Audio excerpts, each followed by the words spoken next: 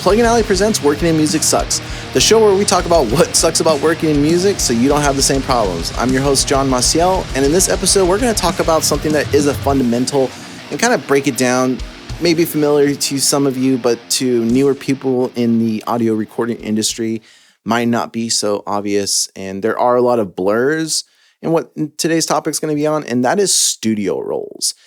And I felt like it was important to make this episode because there's so much blur between the lines of today's, like what people expect from today's producers and mixers. And there's so many roles that just everyone thinks like one role is the same thing when really there are numerous roles in the studio world. And I'm just breaking down today's episode into, I don't know, like 8 or 10. I have them written down, but I didn't number them, so I don't quite remember. But it's so that you kind of have the base for knowing what these terms are when you're out there, because no one really taught me all these. I had to learn them by either being these roles myself or being in an environment where someone was referred to as this role and then figuring out like, oh, so what exactly do they do? And this isn't going to be like 100% accurate job description. This is going to be like a quick synopsis of what each role is, just so you understand. And also when you're pricing yourself and rating yourself, these are roles to keep in mind, because if you're someone who's handling the studio on your own in your own place and you're everything, then essentially, you need to take into account like you're doing the job of like 10 people. So let's break down with the first one, which is an intern, which is everyone thinks an intern is someone who just like cleans toilets, but that is so far from what an intern should be. But unfortunately, this industry is plagued with individuals who run what I call intern mills. And intern mills essentially are someone who needs help for like 3 months or 2 months for a project. They can't pay them, so they offer experience when really they're not interning in the sense of what the intern role actually means. And an intern is someone that has given up their time with minor assisting duties in exchange for real world experience, and they can be paid and unpaid. And in the music world, in terms of studio, most internships are going to be unpaid.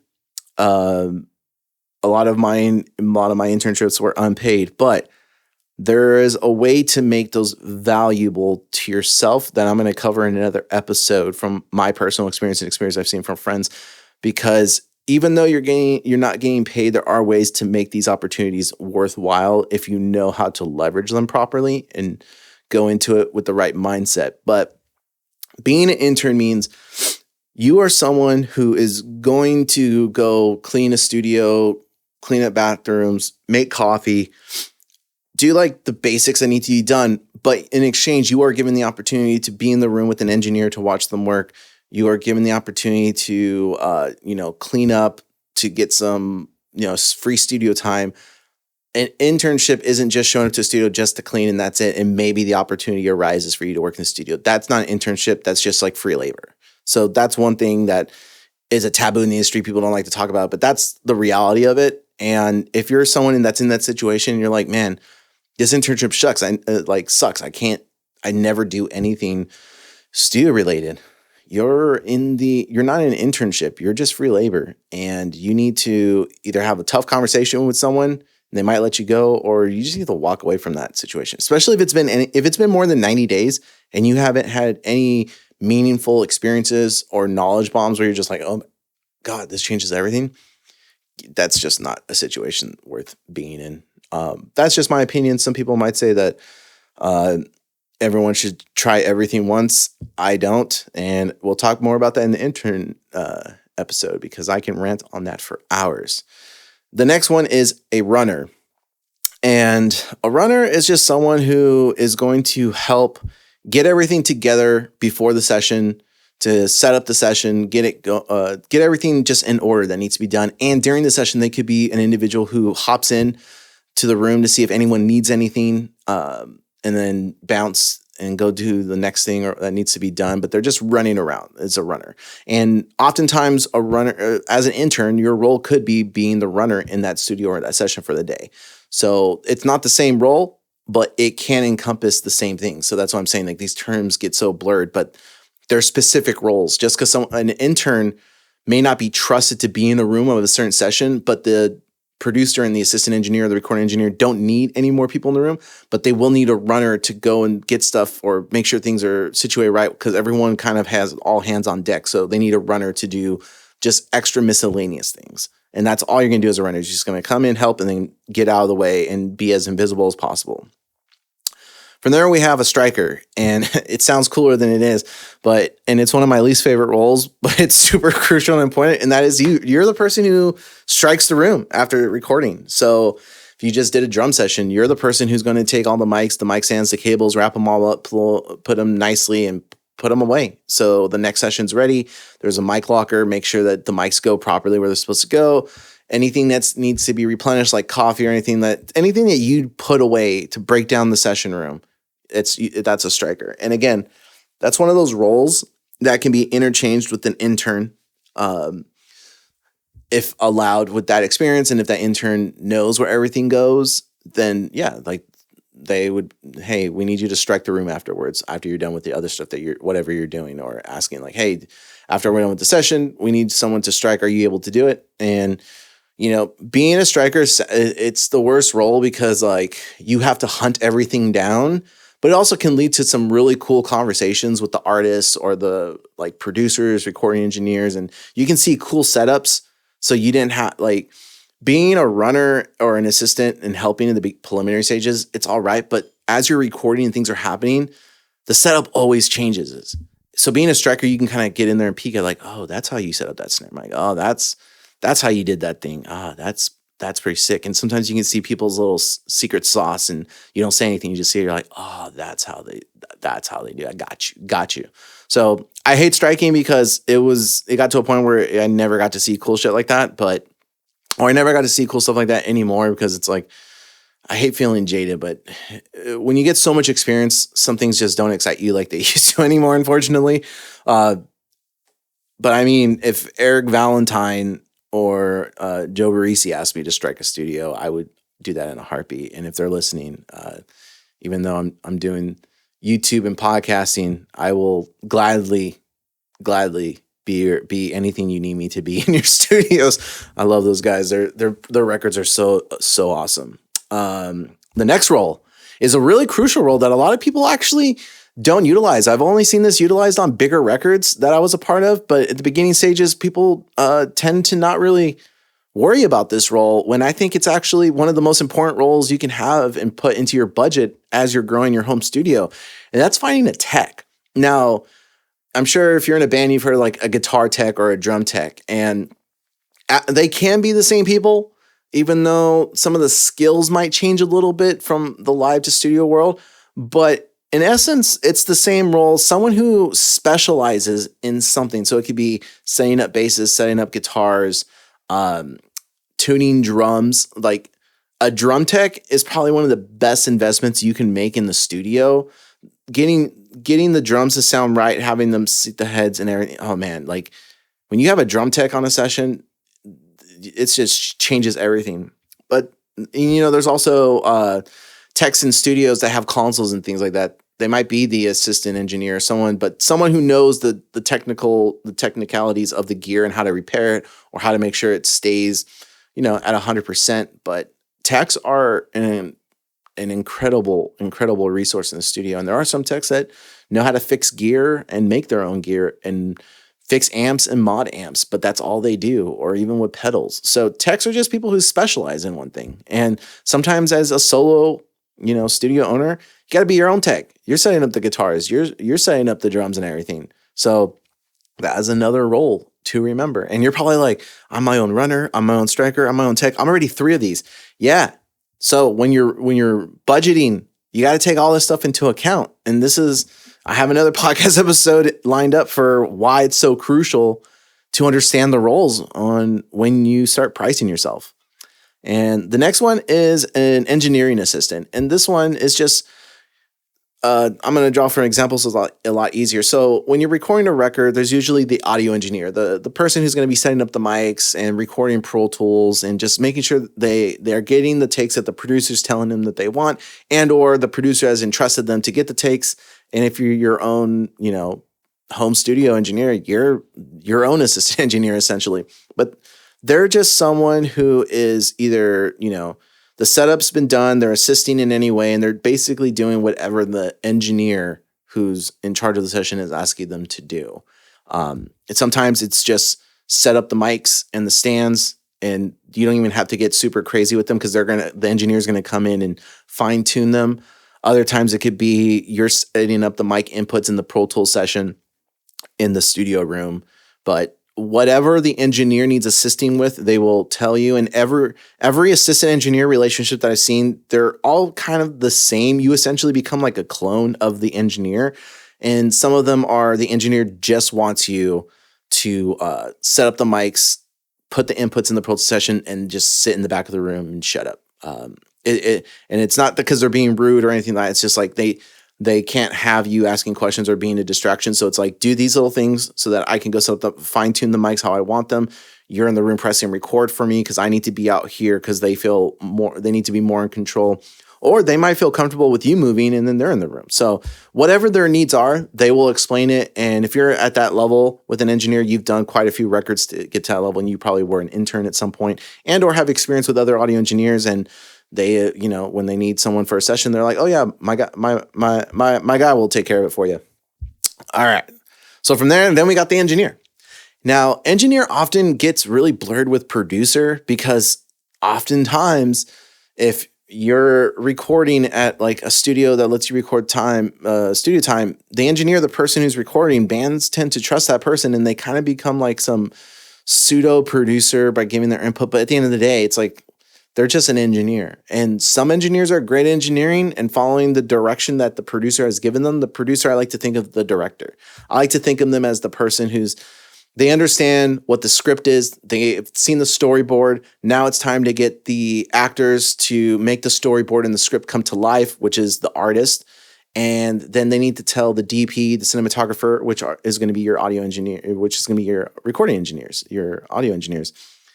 And we need this done, we need that done. And a lot of producers will have, there'll be a team of like one or two or three or a couple of audio engineers who just understand their mindset and workflow. So they're like, okay, for this song, we're going to do this, this, and this, and this. They're entrusted to go and record with the artist and get the takes that are necessary. And that's their whole role as audio engineers. What mic is going to be the right mic, or what mic does this producer like on, these vocals, on these drums? What kind of artists are we working with? They have the knowledge and the experience to be able to be in charge of recording something of that nature. And again, if you're your own home studio individual, you're doing all this yourself. And you're like, you're seeing now, it's a lot, right? It's like, it's crazy on bigger records. It's like some people will take on 2 or 3 of these roles, but other really big budget records, everybody has their own role and it's a machine, and no one crosses or blurs lines because it's like, nope, this is the system. This is all you specialize in. And that's how you get the best out of it. And then we got the producer, which I mentioned is the director they're the ones making this whole thing come to life. They've been there with the artist. They've made the storyboards of what they want the song to be. That's the pre-production. And they're like, all right, we know exactly what these songs are going to be. So now it's time to take the script to our DP and our cinematographers, get the mics, everything we need all set up, and hit record. And let's start making this thing. Let's start making this record. And, they know where the end product needs to be, what they want the songs to do. Them and the artists are, ideally aligned in what the vision of the record needs to be. And producers just telling everyone this is what needs to be taken care of and this is where we're going in the direction. Then from all this, you will have an editor. And the reason I put the editor after producer is oftentimes I've been in a lot of situations where the record gets recorded and then it gets comped, and then from there it gets sent to the editor to kind of clean things up to make them be super polished. And it kind of depends on where in the stage, because sometimes while the record's being recorded, the audio engineer will record it, the producer same day or the next day will say, okay, I've comped it, these are the takes and everything that I want, and then send it off to the editor. And then other times it could be while the tracking is happening, the audio engineer is trusted to make the right calls when it comes to editing, and they're able to give the files directly to the editor, and the editor knows what needs to be done because they're in a working relationship where they have that all sorted out. But an editor can encompass editing everything from like creating MIDI edits to creating drum edits, guitar, bass, vocals, vocal tuning. They can an editor can do it all, or they can only be, oh, I only specialize in like metal drums, or I only do vocals. And the ones that specialize make pretty good money because it's like, yeah, you're going to send me the files and I'm going to send them back, and there's going to be you're not going to need anything touched up or redone because they're going to be solid. So a lot of editors can, because they're so damn good, they can charge a little bit more of a premium because it's like, yeah, you're not going to need re-edits on my edits. Whereas other editors, they're kind of a jack of all trades and they can do any style and anything, but you're going to have a couple of recalls. It just kind of depends on the project that you're working on, what's appropriate, what's not appropriate. I can say from experience, the higher level you go, the premium is like kind of becomes thing. And if you're not specialized in everything, that's okay. People will be like, yeah, I've got this person doing drums, I got you doing vocals, and I got someone else doing bass and guitars, because they know that the edits are going to come back just cohesive and sounding good. And that's what they do.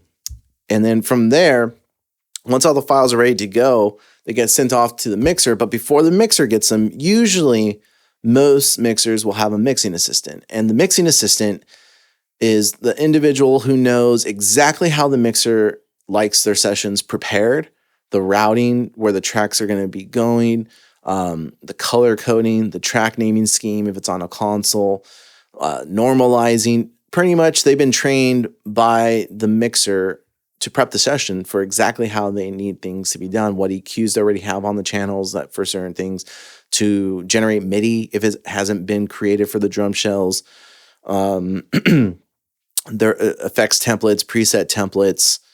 And if the track is even ready to get to that stage, maybe the mix assistant reviews and they're like, yeah, there's a few tracks in here that are completely like screwed up and need to be re-recorded, or something needs to happen because there's no way you're going to be able to do the mix with these tracks. You can review them here. I've dropped them in this folder.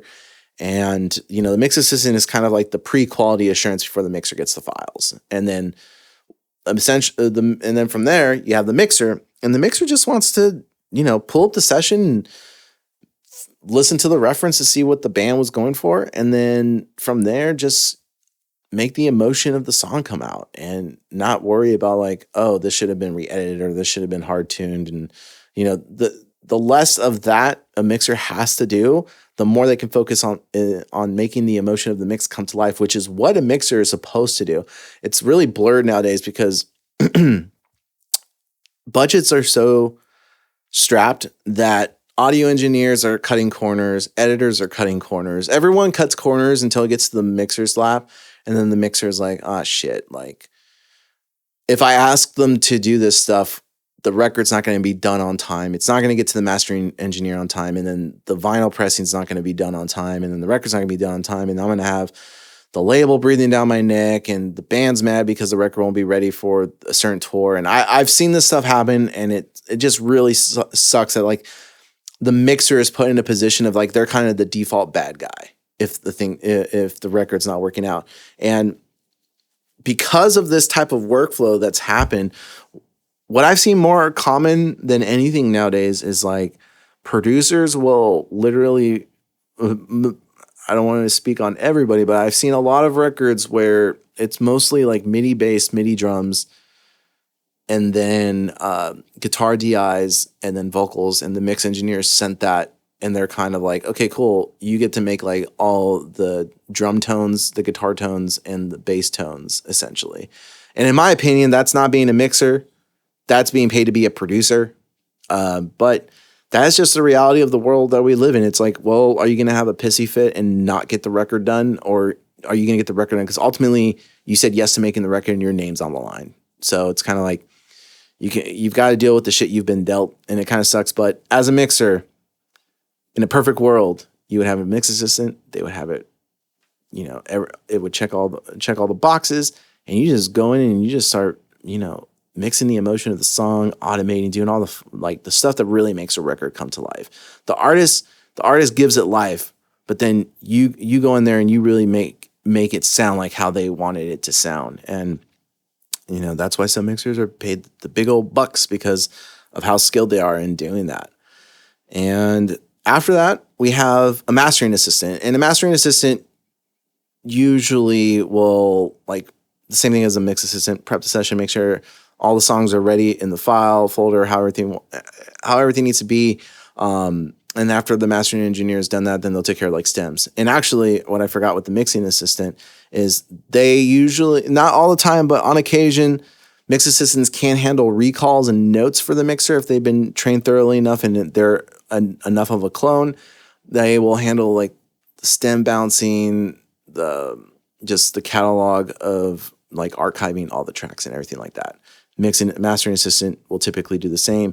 And then the mastering engineer, final form of quality control, they're going to make sure the track is loud AF and that it just, it meets all the standards for streaming and whatever else, like tweaking the track. Sometimes there might be a little bit of back and forth between the mastering engineer and the mixer, just to make sure that the mix is 100% where it can be, so that the mastering can do very little and the artist is extremely happy. But yeah, those are the studio roles. And you can see from being someone who works in a home studio environment, you're like, yeah, I'm like all of those. I'm my own intern, my own runner, my own striker, my own tech, recording assistant, audio engineer, producer, editor, mix assistant, mixer, mastering assistant, and mastering engineer. And there's another role to the studio, and that's a studio manager. But then there's also the studio bookkeeper. And these are things just to keep in mind. Like, a studio manager is the one who's blocking out the times, making sure sessions are overlapping properly, that people know where they need to be, that artists and clients know where they need to be, that files are being stored properly, things are being put away properly, people are they're collecting money, people are getting paid. So there's a lot to working in a professional studio environment, but you're also your own studio manager too. You've got to keep all that stuff in check. Are you managing your files right? Do you know how to onboard and outsource in case you need to hire someone? Do you have a process for bringing on artists and clients and things of that nature? So this was just a very short summary of studio roles, and I hope you found it helpful. And if you found this episode helpful, if you could share it with a friend or someone you might know that it will also bring value to, I would really appreciate it. And if you'd like to hang out some more, there is a Plug-in Alley Discord server that will be in the show notes. You can come in there and we can hang out and talk some more gear and studio roles and all things nerd. And until next time, remember, working in music sucks, but it doesn't have to. And I will catch you on the next one.